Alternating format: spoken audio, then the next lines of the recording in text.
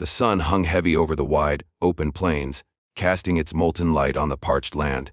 The earth cracked under the relentless heat, and dust rode the wind in endless spirals, scratching the throats of men and beasts alike. Out here, survival wasn't promised. It was wrestled from the desert with grit, sweat, and a whole lot of luck. Ethan Cole had very little of the latter. He was a farmer by trade, though his calloused hands hadn't touched a healthy crop in nearly 3 seasons. The drought had baked the soil hard as brick, leaving cornfields stunted and wheat brittle. His horse, a tired chestnut named Buck, looked more bone than muscle, and his small shack on the edge of Dry Creek felt less like a home and more like a coffin waiting for its occupant. Ethan's neighbors had long since packed up, heading east toward greener country or west toward rumors of silver veins hidden in Nevada's hills. But Ethan wasn't a man to run. Maybe he was stubborn, maybe just too broke to leave. But deep down, he believed the West still had one more chance to give him. The sheriff's notice, on a sweltering afternoon. Ethan tied Buck outside the sheriff's office in the town of Red Rock. The town was alive with the noise of a dozen different hustles. Stagecoaches rolling in from Dodge City, cowboys gambling loud in the saloon, a preacher yelling salvation from the wooden steps of the chapel.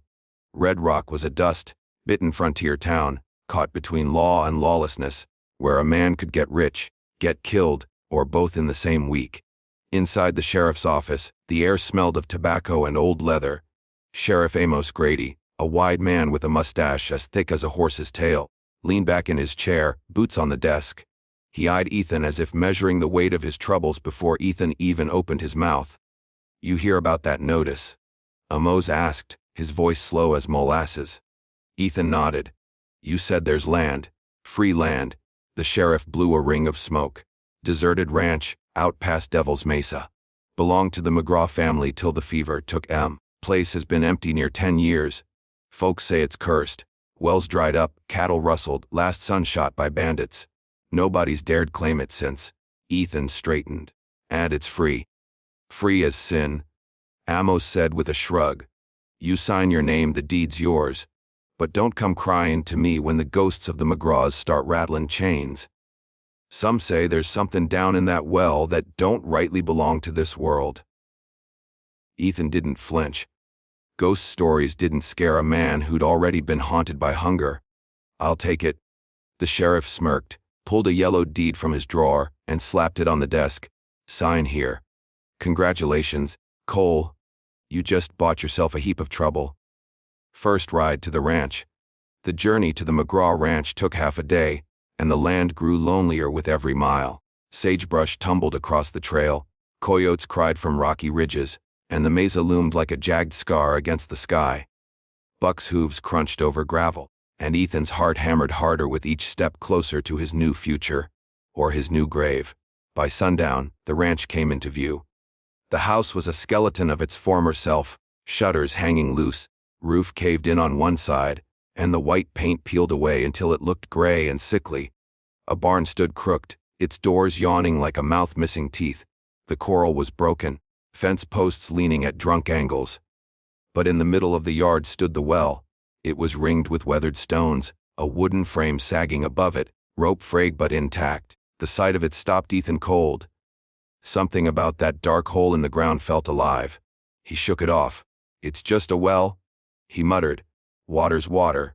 That night, Ethan laid out his bedroll on the floor of the house. Wind howled through the broken windows, carrying whispers that might have been coyotes, or might have been something else. But exhaustion won over fear, and he drifted into uneasy sleep, the well's shadow still etched in his mind. The first discovery morning broke harsh and clear. Ethan fetched a bucket, tied it to the rope, and lowered it into the well. He listened as it scraped down the stone throat, the splash at the bottom echoing like a secret. When he hauled it up, the bucket brimmed with water. Clear, cold, cleaner than anything he'd tasted in months. He drank greedily, water running down his beard. But as the bucket emptied, something clinked at the bottom. Ethan frowned. He reached inside and pulled out a small, tarnished coin. It was no ordinary coin. The metal was strange, not silver, not gold, but something darker, heavier. Etched on its surface was a symbol he didn't recognize, an eye within a circle, rays stretching outward. The markings felt older than the west itself, as if it had come from another age. His heart quickened. More coins lay scattered in the bottom of the bucket, mixed with pebbles. He stared down into the well, where shadows swallowed the light. How many more were buried there? And why? Ethan pocketed the coin and looked out at the empty land.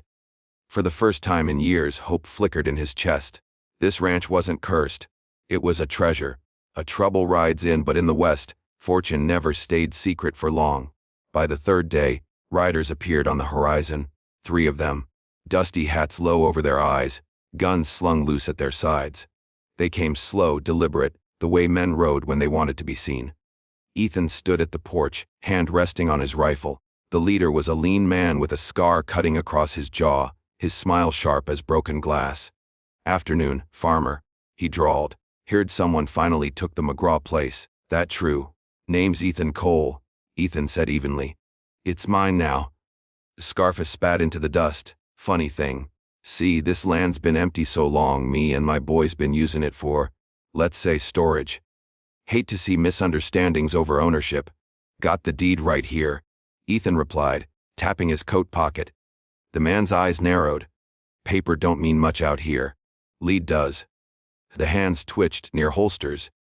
The air tensed. Ethan's finger brushed his rifle's trigger, but he knew he couldn't outdraw 3 guns. The outlaws grinned, enjoying the fear in his silence. "Tell you what," Scarface sneered. "We'll give you a week to pack up and clear out. After that, well, ain't no man can stop a bullet once it's fired." They rode off, laughter trailing behind them like smoke. Ethan exhaled slowly, chest tight. The West had given him hope, and now it had delivered enemies. A choice that night. Ethan sat by the well, the strange coin turning over and over in his palm. He thought about the sheriff's warning, about the McGraws, about the promise of buried treasure, and the certainty of trouble. He could walk away, like every other poor fool before him. Or he could stay, dig deep, and fight for the chance at a future worth living. The desert wind whispered across the plains. Coyotes cried again, but this time Ethan didn't hear hunger or fear. He heard a challenge. He clenched the coin tight. "This ranch is mine," he said aloud, voice steady against the night, "and no outlaw, no curse, no ghost is gonna take it from me." The well seemed to echo back, its darkness waiting, and deep below, unseen by Ethan's eyes, something stirred. The week passed with shadows thickening over the McGraw ranch. Every morning Ethan drew water from the well. Every evening he sifted through the bucket. And every time, more coins clinked at the bottom. Old, strange, heavy with mystery. By the 7th day, he had nearly a pouch full. The coins were valuable. He knew it in his bones. But they weren't like anything that passed through red rock. If he tried to spend them, questions would come, and questions in the Wild West often ended with bullets. Still, the weight of those coins in his hand gave him a kind of strength he hadn't felt in years. He patched the roof with scavenged wood, rebuilt the coral, even managed to plant a small garden by the barn, fed with the well's water. Hope was taking root on land that had been left for dead. But hope always drew vultures. A warning in town. On the 8th day, Ethan rode into Red Rock to buy supplies. The town's streets bustled with stagecoaches and wagons, but whispers followed him like dust. Men leaned close over poker tables in the saloon, women paused their laundry work, and children pointed from behind barrels. Sheriff Amos spotted him before could slip away. "Cole," the sheriff said, stepping down from the porch of the jailhouse. His voice carried a weight Ethan didn't like. "Word is you've stirred up some hornets." "I mind my own business," Ethan answered. "That's the problem," Amos said, lowering his voice. "3 riders came through yesterday. Scar faced Jasper and his boys. Said you were sitting on something that don't belong to you. You best be careful, son. Outlaws like him don't issue warnings twice." Ethan tightened his grip on the reins. "I didn't steal nothing." "Don't matter what you did or didn't," Amos said. "What matters is whether you're ready to fight when they come knocking." The sheriff's eyes lingered, as if weighing whether to say more. Finally, he added, "And Cole, that McGraw well, you keep drawing from it, you best remember some water don't just quench thirst. Some water wakes things best left asleep." Ethan didn't reply. He tipped his hat and rode out of town, but Amos's warning stayed in his gut like bad whiskey. The outlaws returned that night. The outlaws came back. Moonlight silvered the ranch as hooves thundered up the trail. Buck snorted and stamped. The boards of the porch rattled, and Ethan grabbed his rifle. 3 figures dismounted, Jasper, Scar catching the light, and his 2 shadows, a heavy-set man with a shotgun and a wary youth quick on the draw. "Weeks up," Jasper called, grin sharp as a knife. "You still breathin' here cold?" Ethan stepped out onto the porch, rifle leveled. "This ranch is mine." The youth laughed. "Hear that, boss? Farmer thinks he's a cowboy now." Jasper's grin widened. "We ain't here to argue, Cole. We're here for what's in the well." The words hit harder than a bullet. Ethan's stomach dropped. They knew. "I don't know what you're talking about," Ethan said. Jasper's eyes glinted. "You think you're the first fool to fish coins out of that hole?" McGraws thought they'd struck heaven too, but the more they pulled, the more the well pulled back. Took 'em all in the end. Fever, bandits, madness. It don't matter how. That well collects, lives the same way it collects treasure. The wary youth spat. "Hand over the pouch, farmer. Save us all some time." Ethan's jaw clenched. He thought of his hunger, of the years wasted fighting dry earth, of the first cold drink of well water that had felt like salvation. This land was his now, his chance at life, and no outlaw would rob him of it. He fired. The rifle cracked, bucking against his shoulder. The heavy-set outlaw dropped, clutching his chest, the shotgun slipping from limp fingers. Chaos exploded. The youth drew, but Ethan dove behind a post, bullets splitting the wood. Jasper roared, his revolver flashing. Sparks flew, glass shattered. Buck screamed from the corral. Ethan rolled, fired again, missed. Jasper advanced, shadow long across the yard. The youth circled, trying to flank. Ethan's rifle clicked empty. He bolted for the well. The depths stir. Ethan yanked the rope, lowering the empty bucket into darkness. The gunfire paused, confusion flashing across the outlaws' faces. "What the hell you doing, farmer?" Jasper snarled. Ethan didn't answer. His hands moved on instinct, hauling the bucket back up. It rose heavy, sloshing, gleaming in the moonlight. Not with water. With coins. Dozens of them, glowing faintly as though catching light from nowhere. The outlaws froze. Greed overtook their rage. "That's it," Jasper whispered, stepping closer. "That's the mother lode." The youth lunged first, reaching for the bucket. His fingers brushed the coins, and the ground shook. A low, guttural sound rose from the well, deeper than any coyote's cry, older than thunder. The bucket tipped, coins spilling across the dirt like stars torn from the sky. The youth screamed as shadows clawed from the well, wrapping around his arm, dragging him down. His pistol fired wild into the night before he vanished into the dark. Jasper stumbled back, eyes wide. God almighty. Ethan stood, rifle barrel empty but steady. "This is my land, my fight." But the shadows reached again, but this time Ethan held his ground. He grabbed one of the glowing coins, lifted it high, and the shadows recoiled, hissing. Jasper ran, boots pounding, horse screaming. He vanished into the desert night. The ranch fell silent. Only the whisper of wind remained, carrying the stench of gunpowder and something older, fouler. Ethan knelt by the well, breathing hard. The shadows had retreated, but the darkness below pulsed like a heartbeat. The coins weren't just treasure. They were bait. The decision days bled into nights, each one heavier than the last. Ethan buried the outlaw who'd fallen, though the desert would have done it quicker.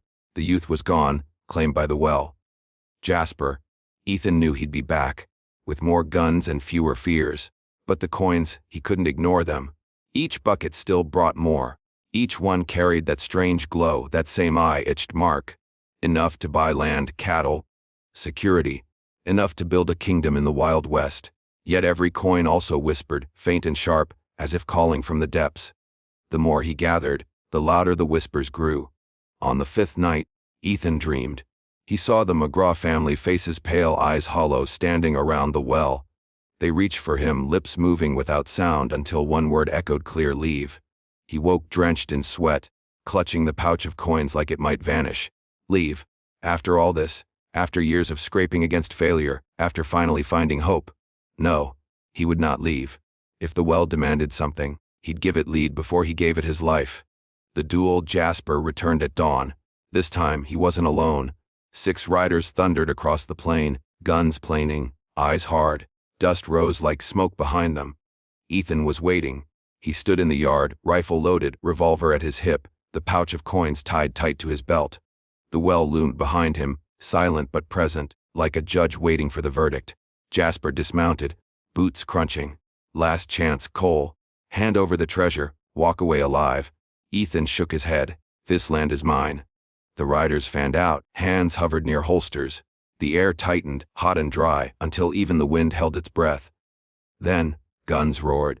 The first outlaw dropped under Ethan's rifle shot. A second lunged for cover behind the coral.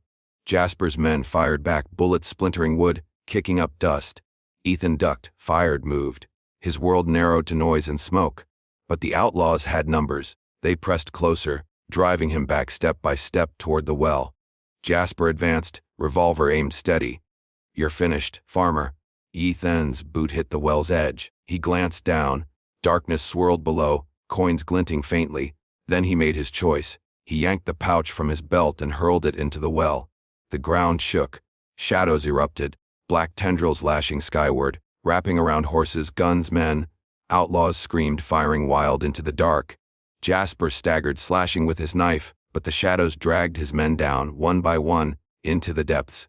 Ethan raised his revolver, sighted Jasper's scarred face, and fired. The outlaw fell, his body swallowed by the same shadows he'd coveted. Then silence. The well closed, coins gone, shadows retreating like smoke in the wind. Only dust remained. A new dawn when the sun rose. Ethan stood alone on the ranch. The coral broken, the yard scarred, the house still weathered. But the land was his. The well was quiet now. No more whispers, no more coins. Only water, clear and cold. Ethan drew a bucket, drank deep, and felt the weight of the past lift. The treasure was gone, but so were the outlaws. The curse had claimed its toll, but it had spared him. This ranch would not make him rich, but it would keep him alive, and for a poor farmer who'd stared at death for too many years, that was treasure enough. Ethan set his jaw, watching the horizon. The west was wide, wild, and unforgiving, but so was he. And now, he had land to call his own.